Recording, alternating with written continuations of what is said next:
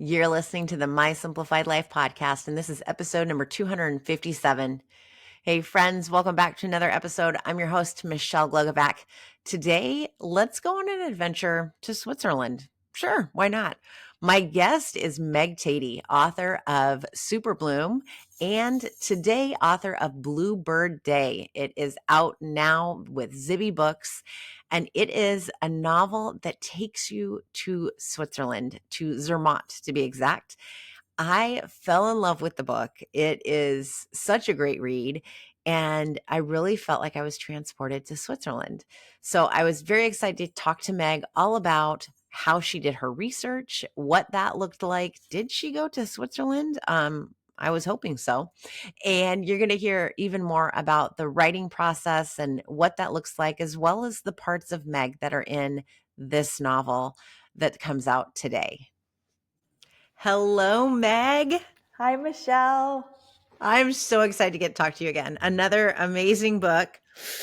And I have to say, I think I like this one even more than the first one, which is amazing because I love the first one. That makes me so happy. Thank you for saying that. It's so fun to start to hear from readers and people who are, enjoying the book. It's really exciting. Before we go further, can you introduce yourself, please, and let everyone know what book we're talking about? My name is Meg Tady. I am the author of Bluebird Day. My debut novel was Super Bloom. And Bluebird Day is about two alpine ski racing champs, mom and a daughter. They've been estranged for years, and they find themselves in a Swiss village when an avalanche socks in their town. And the only place to stay is a youth hostel with bunk beds. And there are secrets and old wounds and all the stuff sort of coming to the surface at the same time. I loved the aspect of it being in Switzerland. And I told you this as we were scheduling this. My mom is from Switzerland. My brother was there in July in Zermatt. And so I was like, oh my goodness, this feels so real to me. Please tell me that you went to Switzerland at some point. I did. And first of all, I wish I had known. I would have, been like interviewing your mom. I mean, I love interviewing people. And I went to Switzerland in my 20s, and I had studied abroad in London and toured all over Europe. And Switzerland stuck in my mind. It was the most beautiful place I had ever been. And of course, during this whole traveling time, I was staying in all these youth hostels. And I stayed in this youth hostel in Switzerland that had a disco in the basement, very similar to the hostel that is kind of the inspiration for Bluebird Day. And I was still a skier at the time, and I had this really crazy ski experience on a glacier in Switzerland. I'm afraid of heights. I got really scared, so like it just really influenced the book so much. And I was so happy. It's odd, like 20 or 25 years later, what trickles into novels, how you were influenced way, way, way back. I felt like you should have just been there. Like next time you need, hey, Zibby, I'm going to be doing this book on Switzerland, so you're going to have to send me there for research purposes for like a year. Completely. Definitely swing that into the next one. But it felt like you must have been there. And then when I read the acknowledgments on all of the research you did and all of the help that you had, what did you enlist to get this book done? Who did you enlist? Yeah. So in 2018, an actual avalanche stranded 15,000 or 13,000 tourists in Zermatt. And I remember reading that statistic, reading that headline, and kind of filing that away and being like, oh, that would be a really fascinating place to situate a story. So when it came to start to craft this book, I sort of hearkened back to that and was like, that's this plot device that I'm going to use. And I love this setting so much. But I wanted to know, okay, what was it really like to be a tourist who was stranded? What was it like to be the head of tourism and have to go around and tell thousands of tourists, oh, you're stranded and skiing is canceled. Like the reason you're here, you can't do it. What was it like to fly some of these helicopters that were evacuating 500 tourists a day. So I just cold email a lot of people, and everyone is always so happy to talk about their experience. And I ended up having these awesome Zoom calls with people in Switzerland who were like, yeah, that was crazy. And it ended up being kind of festive, actually. Like when we all realized we were okay and safe, we turned it into a party. And I just got these little details to try to, really make the story rich, and was able to track down folks who were stranded there, people who had lived there, who could give me some real color of, like, what are Swiss people like? I have a sense of it. I've met Swiss people, but like, give me some other ways of really knowing them. And that was such a blast. I loved it. I felt like I was eating the food, and when they had fondue, I was like, "Oh, yay!" Yes. Yes. That's why Yeah. I wish I had known. I would have talked to your mom. Does she I don't still know live how there? she would. No, she's here. She came Okay. over to the States. Her now she has nephews and nieces that are still there because Okay. her siblings have passed and her mom's passed, but they were all still living there up until they passed away. So the last time I was there was my senior year of high school. Oh But my my gosh. brother went in college, and then him and his wife they celebrated their 10-year wedding anniversary in July there with their Oh, daughter. that's amazing. Yeah, it's so beautiful. It's just it's gorgeous, and I'm It like, is. "Oh, I wanna go I back, but I know. don't wanna be snowed in with an avalanche." The summertime's beautiful, though. I've been It's there in the summer. Yes, yes, I know, I know. So yeah, I know, don't get stranded there.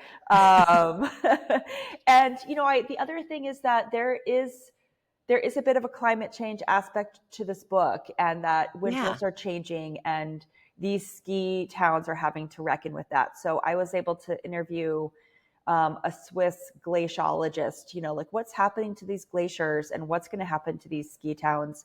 How are things changing, and how is skiing changing, and ski racing, and all these snow sports that we love?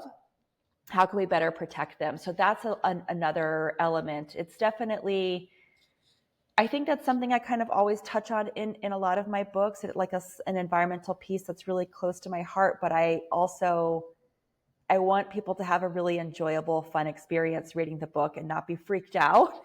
And so it's sort of like very secondary, like, oh, right, this is a love letter to winter, and I really love winter. So what should I do to keep making sure we have winters? And it was fascinating too, the way you did bring it in of, skiers are part of this, and how you want the snow to be packed, and then we bring in the fake snow and all of this other stuff.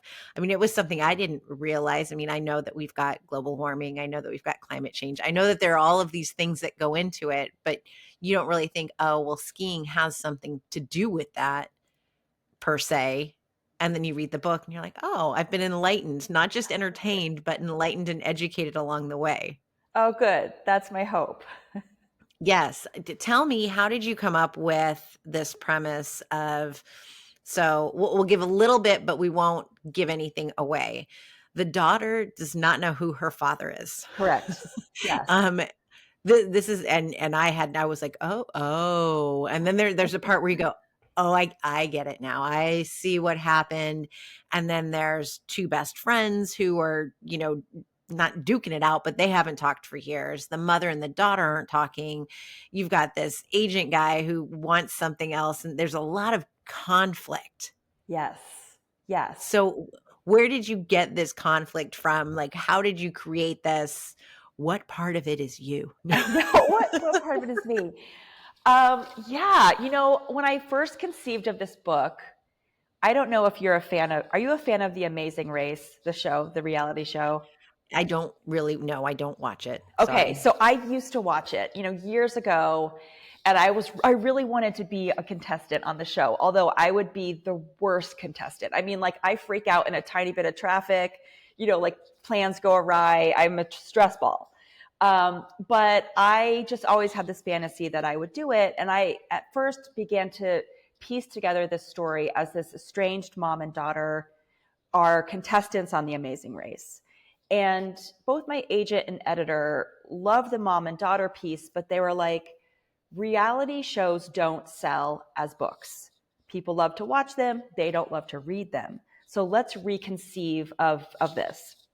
And I started thinking a little more, and I love sports. I was an athlete growing up, and female athletes, there's just a huge spotlight on them right now. Like in every single sport, they've always been doing incredible things, but there's more attention on them.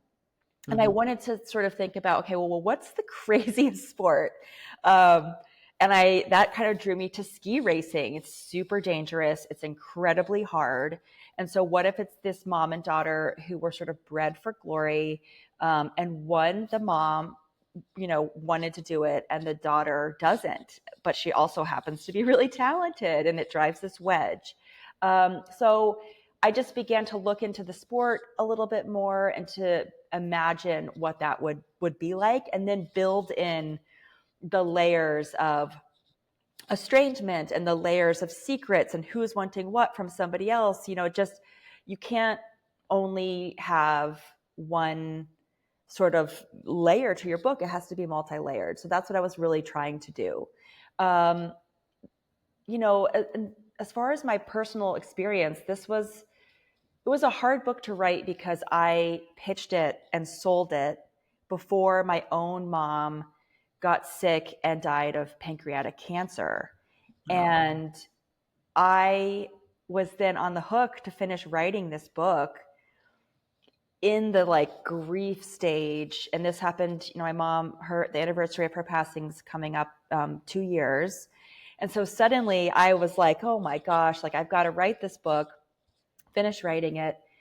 And I was sort of pulling up my own experience of having, periods of estrangement and challenges with my own mom, and the ways we navigated that and began to heal our relationship. So, I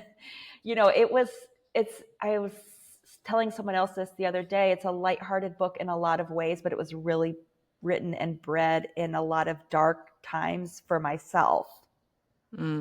Yeah. That's a long answer. No, I want to say I love it, and yet I'm like, that's not the right thing to say. Because, I love the explanation and the reasoning behind it, because it is the part of you that is in this that people won't expect, and it's beautiful and sad and, tragic at the same time that you went through all of this, and, not just grieving your mother, but then looking back. And I think this is so true for so many of us, of estrangements and what goes wrong and what's said and regrets and all of that. And then how do we come to grips with it when it is time and we have to face it head on? Yes. So we just took a total serious turn. I know. We went from lighthearted in Switzerland and eating, and we're like, oh yes. Yes. Mothers and daughters. Mothers and daughters. Yes, for sure. And now I'm a mom. My daughter just turned 9. My son is 6. And that also just really influenced the book. And I felt like, the chapters alternate POVs between the mom and the daughter. And I sort of felt like I was splitting myself in half as I was writing, and sort of standing in one chapter in my sort of daughter experience, and then standing in another chapter as a mom, and knowing that both characters are complex and human and flawed and fail and are unique, just as I am in my role as mom and daughter. And I wanted to sort of imbue that, and to really get to the heart of this sort of idea of forgiveness, that it isn't always a linear process, whether you're forgiving someone else or forgiving yourself. It doesn't just okay, we're done. It happens in, stops and starts. And sometimes you go through a period and then you kind of have to ooh, that still hurts. You have to revisit it, or new wounds arise. I fully expect my daughter is going to be like, Mom, remember when you did this? I'm preparing, because we are humans and we make mistakes. And so I wanted to get to the heart of that a little bit. it took me a while, I think, as a young woman to really be like, oh, my mom's a person. She's not just a Yeah. mom. Like, what does that mean then? Like, what sort of grace can I give her? How does my relationship shift when I see her as a fully formed person? Yeah, That's so hard. I It's so know. true and yet so hard. It's something I grapple with myself. And then as you become a mom and a fully formed person, there's still times where I'm like, no, I'm a person too. So I mean, Michelle, just the other day, I said to my son, I was like, do you want to know anything about me? I was like, I've lived a really long life so far. Like, are you curious? What did I do? And he was like, no. I was like, okay, I'll go make your dinner. Okay. All right. oh, the honesty. I know. But that'll all change. I think that we're uninteresting up until a certain point, and Yes. then they'll want to know. But I know that Yes. they're on this journey. I think we talked about this last time when you were on about how they're viewing you and this book coming out, and like, what is round 2 like for Good them and for question. you? That's a great question. They're so proud of me. It's so cool to see. My son doesn't totally read yet. He doesn't read yet. And so, first of all, any book on my shelf he thinks is my book. He thinks, which, like, hundreds of books. He's like, is this yours? Is this yours? I'm like, I've written 2. Thank you, which feels huge. And my daughter, she just talks me up. I picked her up from camp this summer, and the counselor was like, your daughter is an incredible salesperson. She just told me all about your book and I just pre-ordered. And I'm like, oh my God, thank you. So they're super proud of me. And, they're also like, I get my books, my copies in the mail. I'm like, who wants to Mhm. see them? And they're like, can we go watch our shows? I'm like, okay, well, it's not that But isn't it important. it's amazing, and yet it is, because they're secretly behind our backs talking about us in the best Oh, possible way, because mine do the same thing. They even check my book out at the school library, and I'm like, "You guys have copies at home. Can you not check this book out?" that is so funny. Oh my gosh. You're like, save that for Yeah. someone else, please. Yes, yes, but they will tell everyone. My daughter came home, she's like, "So the girl who's the intern for our PE class, I told her what you did, and then she Googled you, and you came right up." I love it. I love it. They are so proud. It's really cool. And my daughter loves to write and she loves to read. I think that's one thing I'm really proud of with her. I mean, I have books. I'm usually reading 5 books at any given time. They're strewn about the house. And now my daughter is sort of the same. She's just constantly reading. She'll be in the center of, all the hubbub and she's just reading her book. And I'm like, yes, that's my girl. Yes, we will pass that on. I love it. Mm-hmm. Mm-hmm. Um, how long did it take you to write this one? I was thinking about that the other day. When I sold the book, I had about 50 pages. So I sold it on a partial. If anyone who's like interested in the like behind the scenes of publishing, and then I had to finish it, and that was new for me. I hadn't, Super Bloom, my first novel took me 8 years. Um, and that I sort of include like finding an agent and getting my publisher. It was a long slog. And this one was probably 16 months all told. And, I was under contract, which had a lot of pluses. I could work with my editor. I could be like, I wrote myself into a corner. What do I do here? I could have the feedback from my agent. We could, walk through things together. And, I had to write it fast. And I think what you forget when you're writing, when you set out to write, is that it's not just time at your computer, it's time to think. And Mhm. it's like passive time away from your computer. And often that happens for me in the woods when I'm hiking and I take my headphones off and I, turn off my audiobook or my podcast, and I really force myself to think through, like, what's a plot hole that's happening, or a piece of dialogue that's not working, or just to let my mind just kind of wander. And I didn't have as much time to do that. So there were just moments where I had to just buckle down. And I remember getting a note from my editor. My character Wiley in the book begins to have this sort of budding romance with this singer named Calvin. And they have a scene in the club. And my editor was like, "Can you make this sexier?" And so here I am in my upstairs office. I'm in my, grubby pajamas. My kids are downstairs watching a show. I feel not sexy. And I'm like, writing the word grind, and I'm like, and I like I have like 20 minutes to sexify this, this point. This is awesome. I know. I love this. Yeah. And you just got to do it. You got to do it.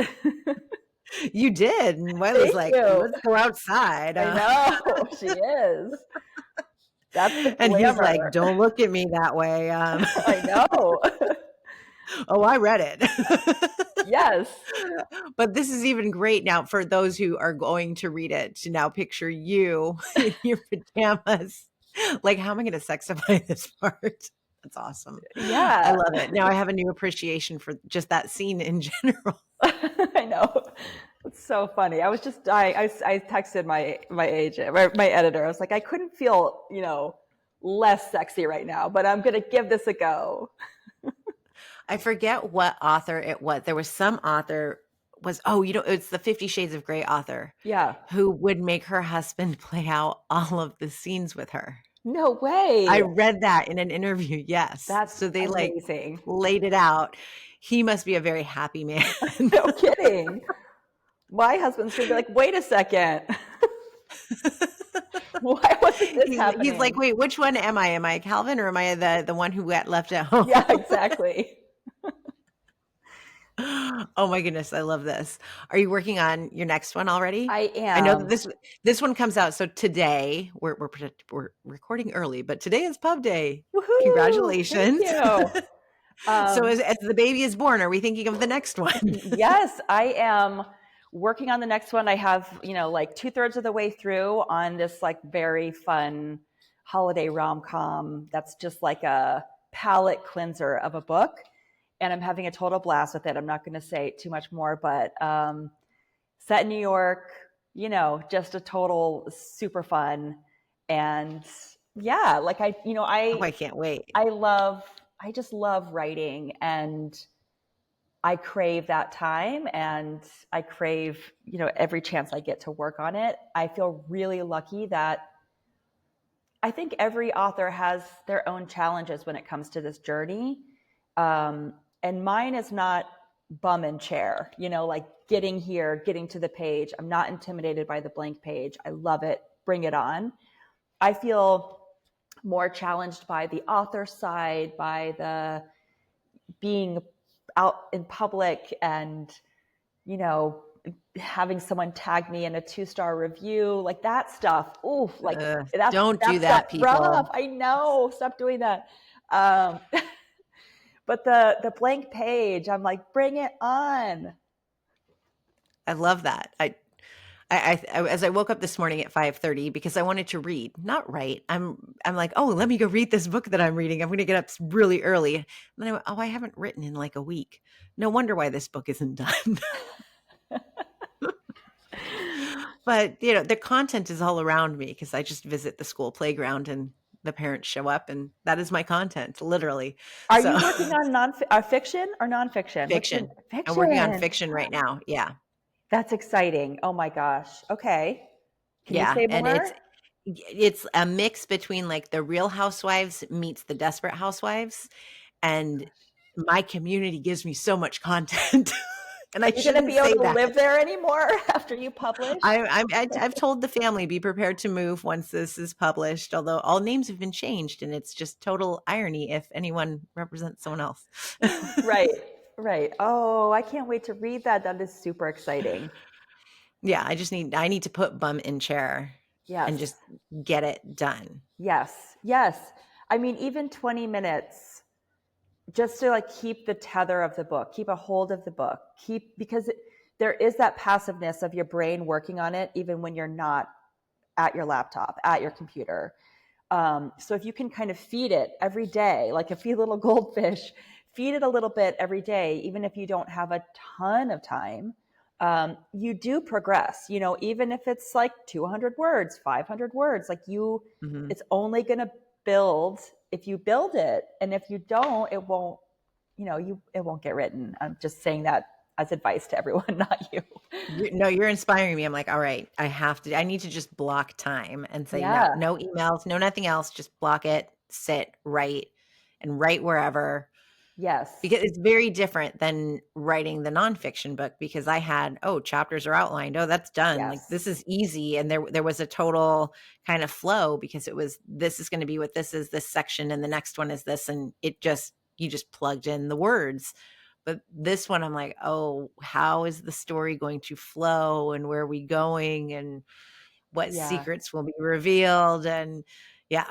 And then changing everybody. I've created little AI characters so I Oh, can that's look at fun. them and visualize them. Oh my gosh. That's exciting. I haven't ever thought about that. Yeah, Hmm. I put in, you can use Canva, it's magic something, and Okay. I will put in a description of what I want the character to look like, and then they give me a bunch of choices, and I'm all, "Oh, that one." Then I've printed it out, and I put their name and what place in the PTA they hold and who they're married to and their profession, and the kids are like, "Who's that?" I'm like, "The character. It's nobody we know." It is not our neighbor. Nope, it's no one we know. Yeah. Yeah, it's fun. It's different, but I don't know if that was my excuse for not writing one day, Hmm. but I felt like I needed to see who these people are. See, sometimes I think that I would benefit from some of that background work and some of that outlining work, but I'm so eager to be writing, to do the writing, that and my time feels so scrunched that I'm like, oh no, I just I'll play it out on the page. Yeah, But that could be helpful. I'll look into that. It's pretty cool. it's fun. I want, like, I envision a big bulletin board with Post-its, and that's not happening, but I figured this might be, I'm just gonna put a bunch of faces on the wall. It's gonna happen here shortly, Yeah. and just go from there. That's cool. That's great. How did you, before we wrap up, I want to know, how did you go from one point of view to the next and switching back and forth? Did you write like all in one point of view and then come in and fill in with the other, or did you literally swap as you wrote? That's a great question. I write in a linear fashion. So I definitely switched as I went.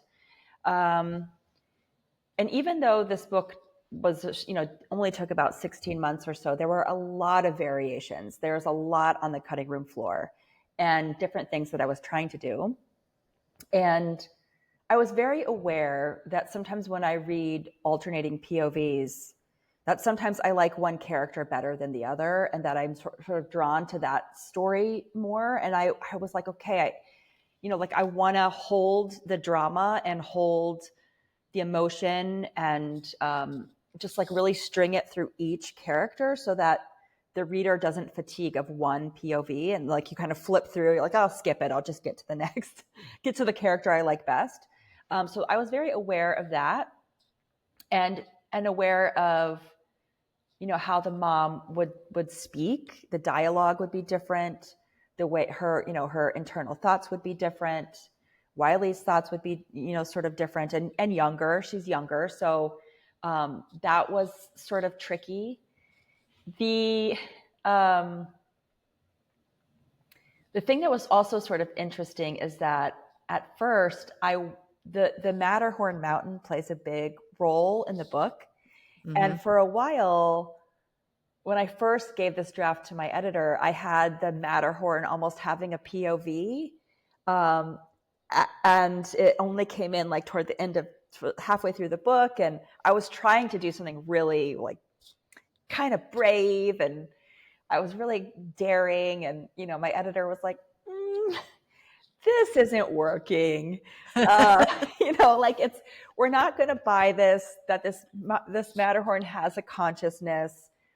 It also happens halfway through, so, but how can we make, I still wanted it to be an important part of it. And Claudine, the mom's relationship to mountains, be really visible throughout, and the Matterhorn kind of holding that for her. So I had to think a lot about that and begin to sprinkle that in and give this mountain a bit of a personality without giving it consciousness. So that was Yeah. a tricky part. And I at first was, sort of like, oh, I hate to lose this. And she was right. She was right, as she always is. I can see it though. I can see where you did that and how you did that, and you did it beautifully. Thank You you. pulled it off. You Thank did. you. Yeah. I know exactly the part you're talking about. So Yes. everybody, you have to go read it now so you can Yes. figure that part out. You do. You do. Where can everybody buy the book and find you to follow you? You can buy the book wherever books are sold. I love if you support your local bookstores, and they love it too. And you can find me at megantady.com and at Instagram at Meg Tady. Thank you so much, Meg. Congratulations again. I loved Bluebird Day. So good. So good. Thank you, Michelle. I love getting to talk to Meg. She is so much fun. We've gotten to meet in person, which is even better. And Bluebird Day was an incredible read. I'm so grateful that Meg shared with us the parts of her personal journey that are in this fun read, and that you do get to escape to Switzerland with this book. Go pick it up. I promise you, you're going to want to read it, especially as the winter is upon us and you can feel like you're nice and cozy without being stuck in a small town after an avalanche. So that's always a good thing. Go grab a copy and remember that everybody's journey is different, and that when you're an author, a lot of your personal journey is going to go into your book. Whether the reader knows it or not, it is a great way for us to get to know the author. And I appreciate Meg for sharing her journey with all of us.